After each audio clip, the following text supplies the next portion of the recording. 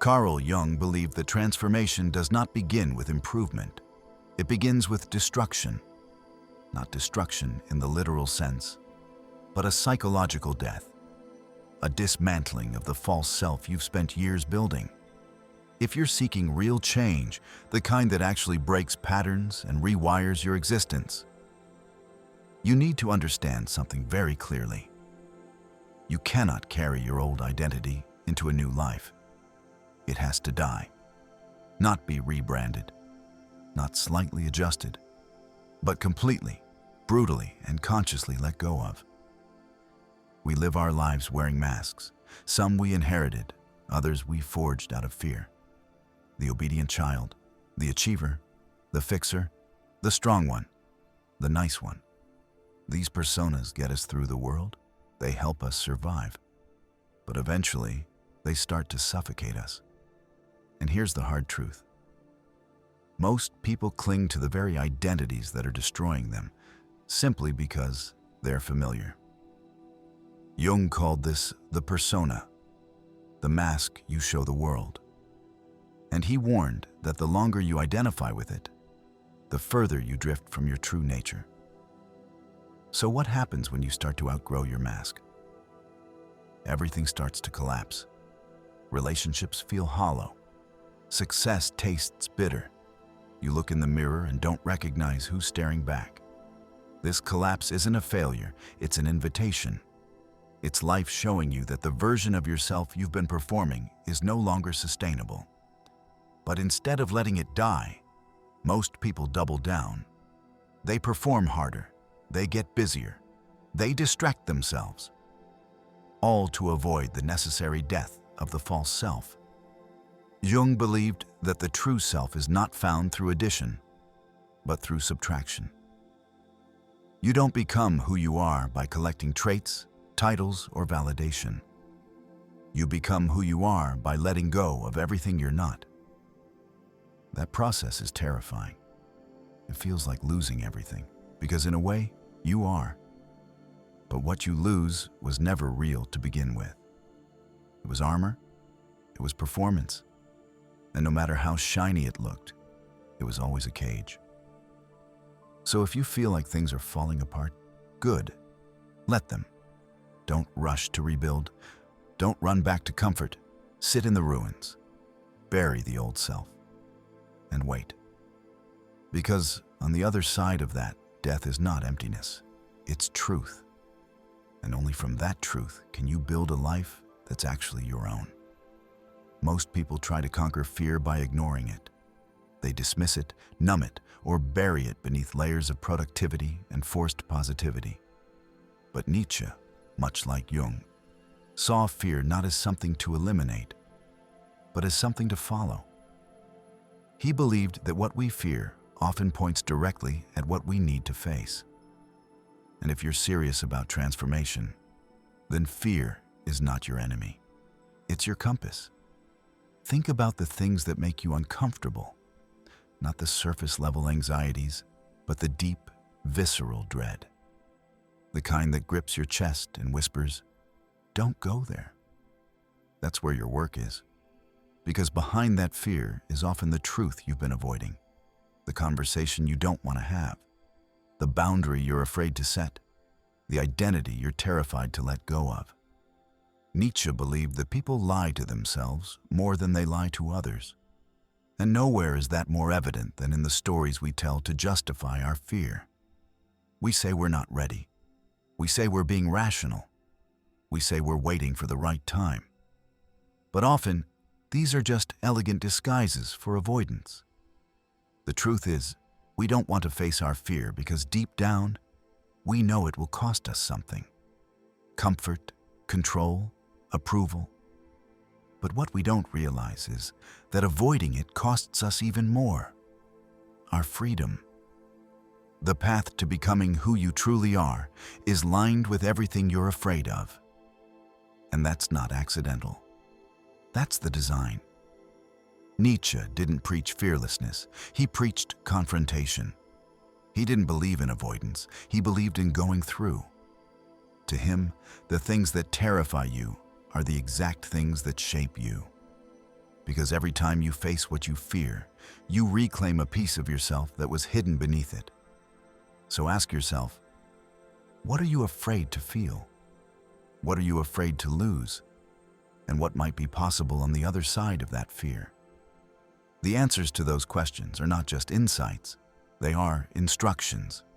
Follow them, and you won't just feel fear, you'll learn from it.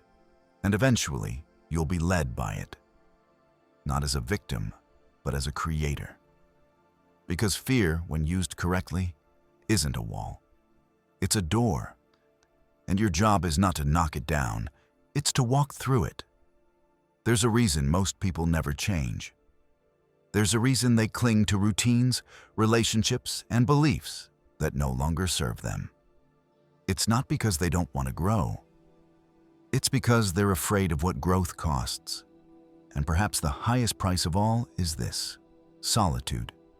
Nietzsche didn't sugarcoat this. He understood that to walk your own path means, at times, walking it alone. We live in a world where being surrounded is seen as safety, where likes and followers are confused with intimacy, where silence is mistaken for loneliness. But Nietzsche flipped that. He saw the crowd not as comfort, but as compromise. He believed that greatness could never be born in the midst of conformity. To become who you truly are, you must be willing to separate.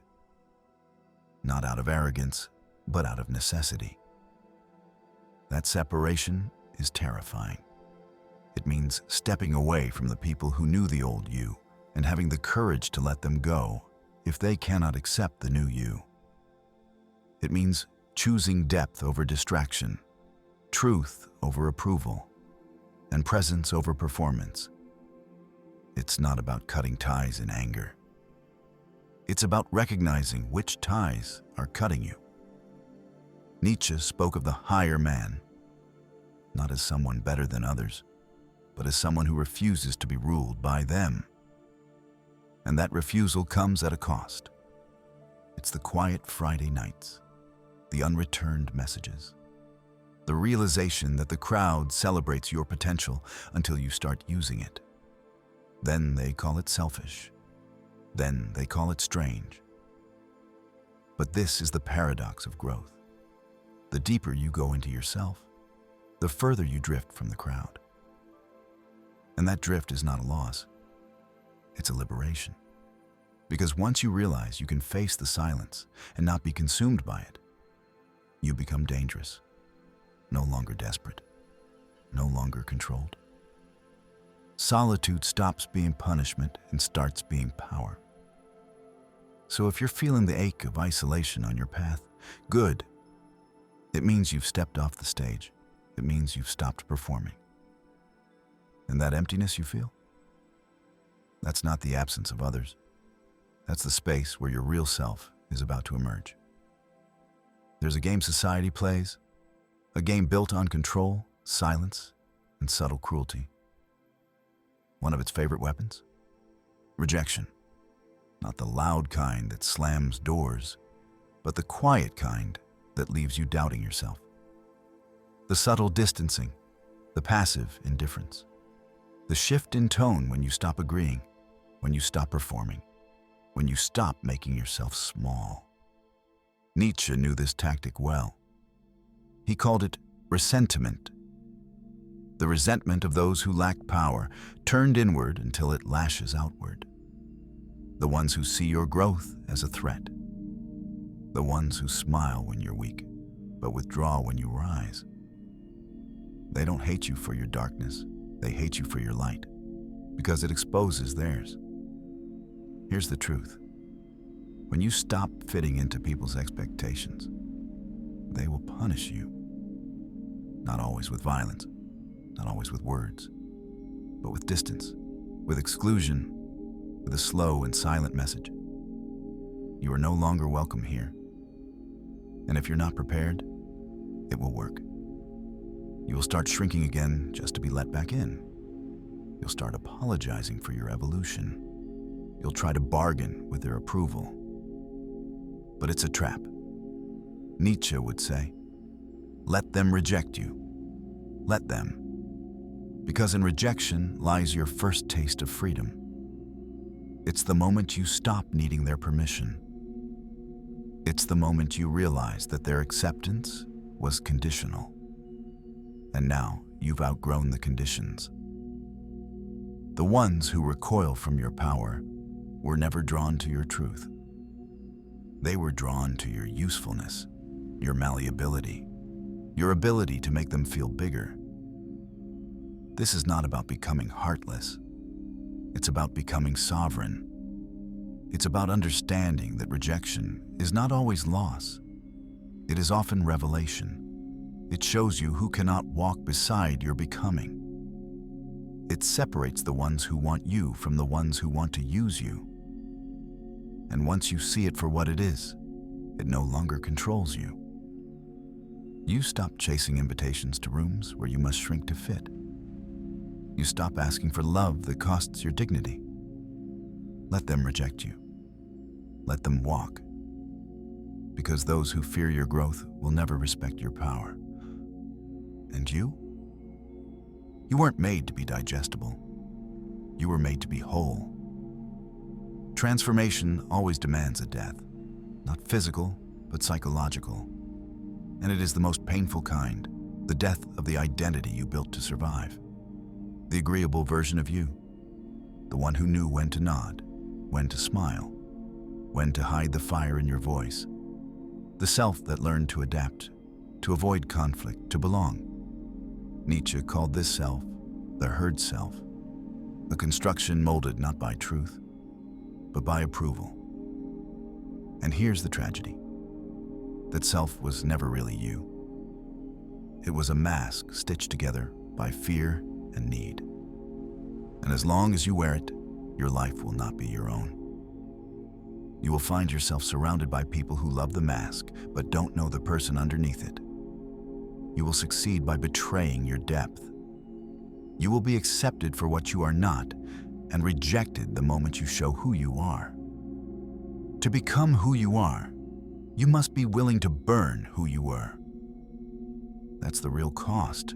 That's the terrifying bargain. You lose your safety net. You lose people who liked you better weak. You lose certainty, predictability, the familiar rhythm of self-sacrifice. But in that loss, something awakens. You begin to hear your own voice, not the echo of others' expectations, but your voice. Raw, unapologetic, and frighteningly clear. Most people aren't ready for this. They'd rather carry a lie than walk alone. They'd rather stay liked than become real. But if you are, then understand this. There is no going back. Once you begin to peel away the false self, the world around you will shift. Some relationships will collapse. Some opportunities will vanish. And you will feel like you're losing everything. But you are not losing your life. You are finally beginning it. The death of the old self is not a tragedy. It is a liberation. And it doesn't happen all at once. It happens in moments. When you say no without explaining. When you speak without softening. When you choose truth over approval. Each act, a small funeral for the version of you that lived afraid. Each moment, a birth of the one who never asked permission to exist. You're not here to be palatable. You're here to be powerful. Let the old self die. Watch what rises in its place. We've been taught that detachment is cold, distant, inhuman. That if you stop reacting, stop engaging with every demand, every insult, every emotional tug of war, you've become heartless. But Nietzsche offers another view. He saw detachment not as absence, but as elevation, as a mark of strength, not weakness. To detach is not to disconnect from life. It is to stop being controlled by it. When you stop needing approval, you stop being manipulated by rejection.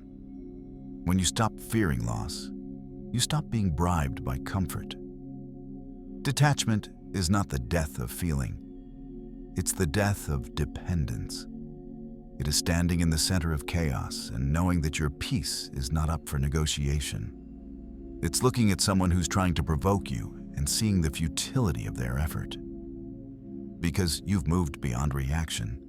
You've become untouchable. This doesn't mean you stop caring. It means you start choosing.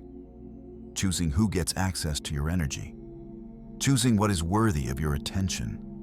Choosing when to engage and when to walk away. Detachment isn't the absence of emotion. It's the mastery of it. The ability to feel everything and still remain rooted in your own truth. And that scares people. Because someone who cannot be guilted, flattered, or triggered is someone who cannot be controlled. Nietzsche called this the spirit of the higher man. The one who does not live by borrowed beliefs or crowd emotions. The one who creates his own values, not out of rebellion, but out of clarity. This level of detachment is rare. It is forged in solitude, in silence, in the fire of inner confrontation. And it comes with a price. People will say you've changed. They'll say you've become distant, arrogant, cold. What they mean is, you've stopped dancing for their approval. But you didn't come here to dance. You came here to walk your path, eyes open, back straight, untethered by the chains of expectation. Let them call you cold. Let them misunderstand your calm. You know the truth. Detachment is not emptiness. It's fullness. It's the refusal to let the world pull you in 1,000 directions. It's what allows you to remain still while everyone else chases ghosts. This is power, not over others, but over yourself. And that is the only power that can't be taken. When Nietzsche spoke of the herd, he wasn't just talking about groups of people clustered together. He was naming something far more insidious. A psychological condition rooted in fear, conformity, and the desperate pursuit of comfort. The herd isn't just external, it's internal. It lives in our decisions, our silence, our instinct to fit in. The herd fears being alone. It fears standing out. It fears being wrong. And because of that fear, it clings to whatever promises belonging, even if it costs the truth. To truly transcend the herd, you have to detach not just from people, but from the part of yourself that craves their approval. Most people don't live. They perform. They carry around borrowed opinions, inherited fears, and values they've never questioned. Their identities are stitched together from fragments of whatever is popular, safe, or applauded. They mimic what society rewards, not because it aligns with who they are, but because it keeps them from being cast out. Nietzsche's challenge was brutal and direct. Leave the performance. Stop playing the part. Step off the stage and become the writer of your own script. But there's a cost. The moment you stop needing the herd is the moment it turns on you. They'll call you selfish, arrogant, unstable. Because your freedom? It threatens their illusion of safety. This is where detachment becomes not just an emotional shift, but an existential one. You begin to sever ties, not just from people, but from the games they play, the lies they believe, and the performances they demand. You no longer feel the need to pretend you care about what everyone else pretends to care about. You stop reciting the rules that were written by those too scared to question them. And slowly, painfully, something rare is born in you. Self-trust. Not the flimsy kind built on praise or likes, but the kind that is forged in silence, tested in solitude, and anchored in clarity. Transcending the herd has nothing to do with superiority. It has everything to do with sovereignty. It's the moment you realize that no group, no tribe, no ideology has the authority to tell you who you are. You still walk among them, but you move differently. You no longer chase their praise or flinch at their rejection. You're not trying to fit in. You're too busy standing on ground you built for yourself. And when you reach that point, something irreversible happens. Your power stops being borrowed. Your identity stops being up for negotiation. You don't need a place in the herd because you've become a place unto yourself. A flame that doesn't beg to be seen. A presence that doesn't ask for permission. That's what real detachment looks like. That's what Nietzsche saw when he spoke of transcending the herd. There is a silence that comes from fear. Fear of speaking up, fear of confrontation, fear of rejection. But there is another silence, and it is the most powerful form of communication there is. The silence of someone who no longer seeks permission to exist. This is the silence of the free. The silence of the one who has detached so deeply from fear, from praise, from belonging, that they no longer need to explain themselves. They simply live. They simply are. Nietzsche admired those rare souls who did not clamor to be heard, but whose mere presence disrupted the status quo. These individuals didn't seek to control others. They didn't argue or persuade. Their clarity was unsettling enough. Their detachment wasn't passive, it was radioactive. Because when someone is truly free, when they've severed their dependence on the herd, on approval, on the safety of shared delusion, they become a mirror. And when people look into that mirror, they see everything they've been avoiding in themselves. That's why your silence will offend people more than your rebellion. Your refusal to play the game will feel like an attack to those still trapped in it. They will try to pull you back in, with guilt, with anger, with mockery. But this is where your strength is tested. Not in how loud you can be, but in how calmly you can walk away. Can you let them talk? Let them twist the story, and still not need to defend yourself? That is power. That is freedom. Because when you no longer react, you no longer bleed. When you no longer explain, you no longer beg. And when you no longer perform, you finally start to live. This is not about being cold or heartless. It's about being so rooted in your own values, your own clarity, that the noise of the world becomes irrelevant. The silence of the free is not quiet. It is deafening. It says, I will not be tamed. I will not be defined. I will not be broken by the expectations of a world still asleep. And that silence, more than any speech, more than any scream, is what transforms everything.